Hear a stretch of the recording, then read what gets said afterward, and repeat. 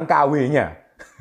Nah, KW-nya ini pun dikonsumsi oleh barang-barang, oleh orang-orang yang dalam tanda kutip golongan menengah ke bawah. Ya, let's say orang miskin lah.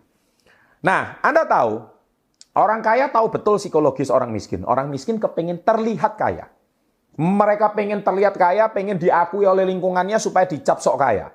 Supaya dia cap orang kaya. Supaya dihormati orang. Baik, sekarang Anda tahu, padahal kenapa orang kaya semakin kaya? Dia tetap mempermainkan uangnya orang miskin. Bukan mempermainkan saja, tapi cara mereka ngambilnya gimana? Nomor satu, outfit.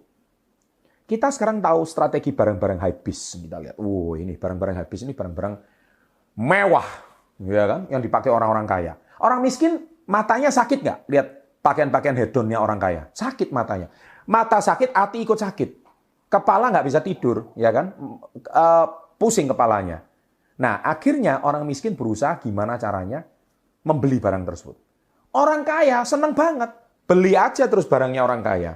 Orang kayanya tambah kaya. Andanya menguras tabungan seumur hidup hanya untuk membeli barang yang akhirnya setelah Anda jual kembali tidak ada harganya. Nah, itu yang nomor satu, outfit. Jadi jangan suka-suka beli outfit-outfit yang membuat Anda panas. Ya, pakai outfit apa adanya aja. Ya, yang terpenting tidak fake, bagus, oke. Yang kedua, gimana cara orang kaya ngambilnya duit orang miskin? Barang diskon. Itu semua adalah tips marketing yang akhirnya barang diskon itu memicu Anda untuk lebih konsumtif. Saya bagi contoh, kemarin kan saya itu habis beli celana tuh ya. Dia bilang, Pak, Bapak kalau beli 2, Bapak dapat voucher 30.000. Nah, itu tips. Gitu loh. Akhirnya saya beli juga, karena saya sayang kan uang 30.000-nya daripada. Ya, tapi karena saya butuh barang itu, ya saya beli. Tapi kalau ada orang terpicu gara-gara cuma barang diskon dan membeli sesuatu yang tidak perlu, padahal di barangnya tuh di rumahnya sangat banyak sekali, akhirnya orang kaya semakin kaya. Nah, ini cara kedua. Cara ketiga adalah nongkrong. Kita tahu harga kopi itu berapa sih? Sekarang kopi itu bisa dijual sampai 15.000, 20.000. Kalau brand yang besar kayak Starbucks, itu kopi bisa dijual 35, 45. Itu sudah jual yang namanya brand. Padahal kita kalau bikin kopi sendiri mungkin harganya cuma 2.000 perak. Dan itu lebih dari cukup. Tapi kenapa orang sampai bisa 45 dan orang rela spend di sana? Ya tentu kita bisa circle dengan orang kaya di sana.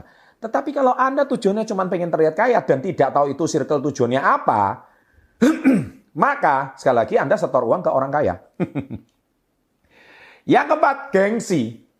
Gengsi ini biasanya, ini contoh barang-barang yang tidak ada value. Anda beli handphone, Anda beli barang-barang elektronik, supaya kelihatannya semuanya bermerek, keren. Anda menjadi sangat konsumtif dan boros banget. Lagi-lagi Anda setor ke orang kaya. Nah, itulah cara orang kaya mengambil uang-uangnya orang miskin secara tidak Anda sadari. Dan akhirnya kenapa orang kaya semakin kaya? Dan orang miskin tetap miskin. Ya, dia tidak tahu caranya putar otak gimana supaya bisa ikut kaya. Saya tahu Anda mungkin sakit hati, dan Anda tidak setuju dengan kata-kata saya, silakan ribut di kolom komen sekarang juga. Tidak masalah, kita tukar pikiran. Konten saya kali ini pasti banyak menyakiti perasaan orang. Tapi sekali lagi saya berbicara ini tujuannya dengan satu, yaitu boleh sih menjadi pribadi konsumtif, boleh sih menjadi pribadi yang menikmati hasil kerja keras kita, boleh sih kita itu memberikan reward, hadiah kepada diri kita, barang mewah, asal kita udah kerja keras. Tapi yang paling konyol, yang saya paling suka sindir adalah uang 1 juta dibelikan outfit 1 juta. Nah itu konyol. Uang punya 10 juta belikan handphone 10 juta, itu konyol. Kemudian punya uang 100 juta dibelikan mobil yang harganya 100 juta, konyol. Akhirnya nggak punya sisa lagi, padahal mobil itu juga butuh perawatan. Nah itu yang selalu saya sindir. Orang-orang miskin kenapa selalu miskin? Karena dia punya uang berapa, habis berapa.